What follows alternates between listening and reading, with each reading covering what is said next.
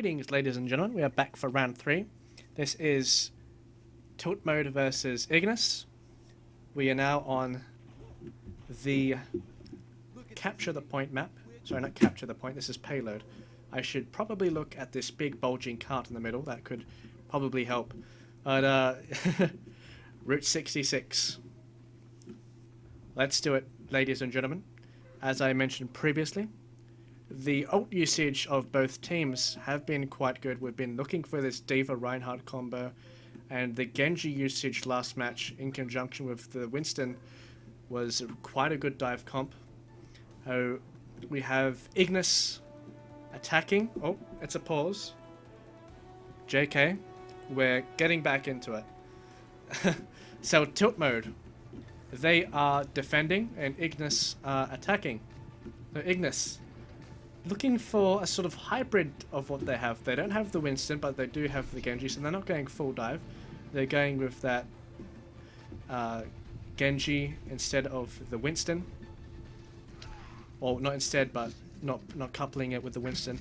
So we're on the high ground now. This is a typical spot where you'd place on this map. You want to see a lot of harass. That's a very good anti-heal there from Ana. Maybe they'll delay. If I were a Mei, I'd place the wall behind as soon as that anti-heal came up. But the D.Va does end up getting picked off with the aid of that Mei freeze. Very good against D.Va, actually.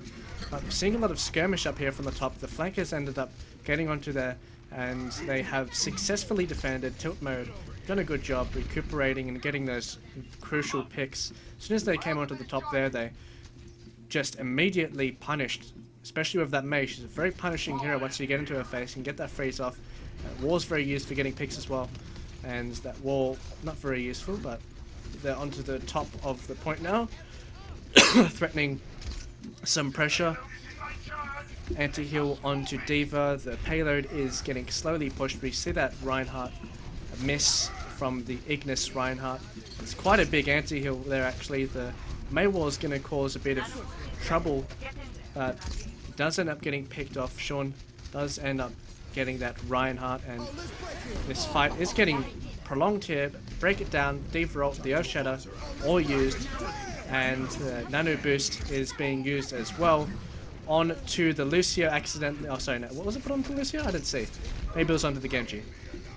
So, yeah, once again, we're seeing this huge combo team fights. We're not seeing, you know, two ultimates. We're seeing a lot of economy used into these team fights. Maybe these teams have to manage their ultimates a bit better, but you can't just chuck the D.Va out onto these Reinhardts without a flanker going behind so they can distract. So therefore you pull the pressure in, you get the very large D.Va ult.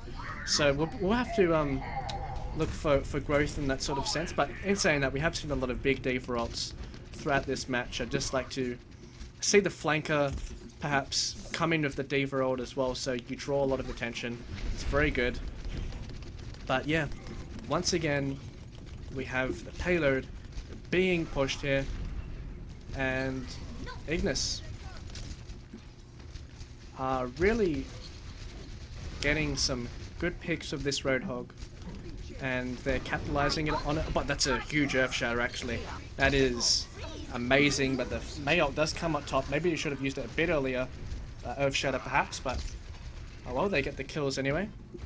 Good performance as usual by Kobe of that Soldier, very solid Soldier player, and not many use ults there, so decent ult economy in that fight. But you know, the Ice Wall has been a very useful tool in these fights as well, splitting up Team IGNIS, and generally Mei wall is a very good use against wombo combos as well, so maybe they thought of that. IGNIS are coming back here, probably looking for that hook with Sean. The Nano Boost does come onto the Genji, and Genji is going really deep into that back line. The self-destruct sequence does come in as well. Doesn't get anyone. See the aggressive Reinhardt charge over there as well. And IGNIS are slowly pushing in. The Roadhog ult does come out as well. It's laying off a lot of damage there. Freeze does come onto it as well, so it does get that delayed ultimate. And another hook. These hooks. I'm hooked on these hooks. These hooks have been really outstanding from Sean. He's doing a good job getting those in those picks in these fights. And as I said previously, you know, ultimate usage, very important. You don't want to blow too much, but both teams, even on ults at the moment, three each. So Tiltmode looking to reset, get some high ground hopefully. Do we have anyone being placed on the high? Oh, everyone's having a skirmish over there apparently. We'll have to get into this small room. And Genji ends up getting caught out, so probably a bit too aggressive there from Kitsune. That's completely fine. Sometimes your ego can get in the middle of your gameplay, you know. Probably thinking, you know, I'm a Genji player, I can fight them all. That's what all Genji players are like. I'm sorry. That was unintentional. That's uncalled for, but the D.Va ends up getting slept. The Earth Shadow comes out. That's actually quite a big Earth Shadow. Break it down, says the Lucio, providing with that shield. And the self-destruct sequence does come in the combo. That's a triple kill. That's going to be very vital for this team fight to function, and it's pretty much enabled them to get a very good push here. IGNIS, once again, a very good combo usage, drawing out the heroes and plugging in that D.Va over the top, lobbing it like a tennis shot, getting in over above their heads. And oh wait, they didn't use that ult. Right, it was the other. Okay, the nano boost is applied. We won't talk about that. But yes, we are going through once again, and Dragon comes through as well.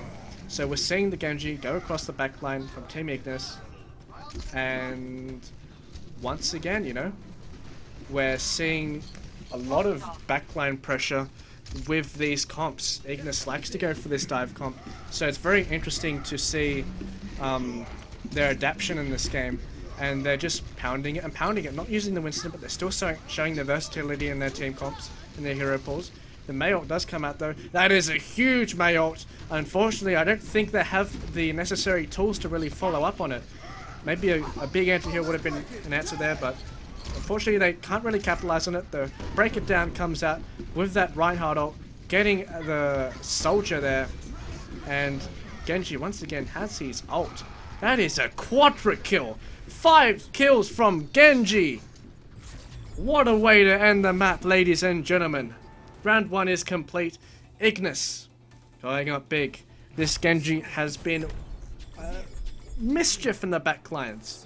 He's been diving around, getting the targets, getting those supports first, and he's carrying in through with a lot of momentum, and he's doing a fantastic job. Absolutely splendid performance so far. You know, dive through the door because that's how spectating works. So what can we take off that round, you might ask? Well, again, I think Tiltmode, they need to adapt their team comps. I don't think what I see here is IGNIS are playing to their strengths. We don't exactly see this this triple dive comp, or sorry, this dive comp being used in a meta sense. It's not exactly a top tier. We much prefer to see the triple tanks. It's much more stronger.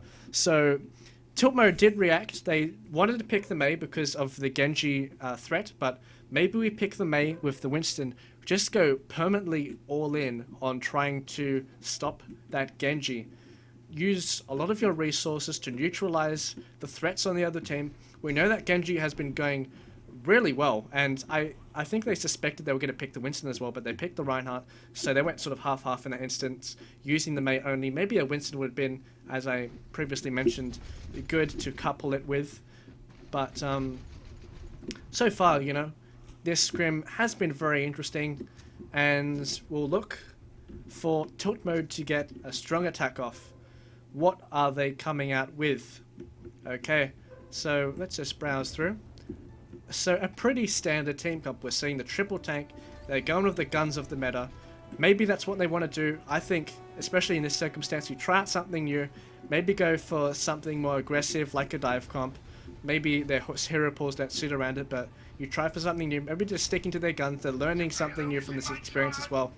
So fair play to Tiltmode. They've been adapting throughout this series, and they've been getting closer and closer. Especially that first map. He's turning around. Oh, interesting for the Zarya charge. That's actually pretty cool. I've never really seen that. But so yeah, we are seeing. Sorry about that. My throat's quite sore. Tiltmode are slowly pushing in with this Reinhardt on the point that they're diving through IGNIS. A very aggressive play, all with together. And Sean ends up killing the D.Va though, and that was interesting. Vertigo is real true threat on that sort of plateau, but once again, seeing Ignis very composed in these scenarios, in these high pressure situations. They're not scared to get these initial engages off, and they're pulling the trigger. So, tilt mode, you have to ask the questions. You have to be more aggressive, you have to use these picks and utilize them, and just throw caution into the wind. Just be more aggressive, maybe experiment with some picks. That's a big Earth Shatter though, this could really be the key. That's a very good anti-heal grenade as well, but the Nano Burst does come out onto the Reinhardt, counter engage there, and the ultimate usage once again seems to be a bit better from Ignis's squad. That was a very good ult there from I'm trying to think of the name. I have gone completely blue. Tilt mode. Yes, that was a good ultimate from tilt mode. That Reinhardt ult. Conpon. I apologize if I mispronounce your name, by the way. Conpon. We'll just go with that, mate. We'll just call you tilt mode's Reinhardt. I won't embarrass you. Yep, we're forwarding onto the point slowly here.